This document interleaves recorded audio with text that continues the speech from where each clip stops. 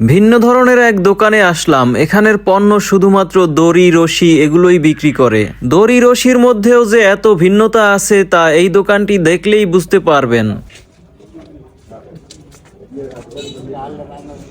কত দাম পর্যন্ত এই দড়ি আছে, কম থেকে বেশি? 100 টাকা হইতে 200 টাকা দামের কেজি আছে। এগুলো ফিড হিসেবে। এগুলো কি? এগুলো ওয়ার। ওটা গুনার তৈরি না? হ্যাঁ। চ্যাপটাগুলোর কিরকম কি? Bell belt? বেল আছে 100 টাকা হইতে ও আছে 300-400 টাকা দাম। সবচেয়ে বেশি চলে কোনগুলা? মিডিয়াম মানে সবকিছু হালকা পাতলা চলে। এগুলো জাহাজের জন্য না? এগুলো হ্যাঁ, জাহাজ, ট্রলার। ডলার। তো বিভিন্ন ধরনের আছে, এই যে প্লাস্টিক।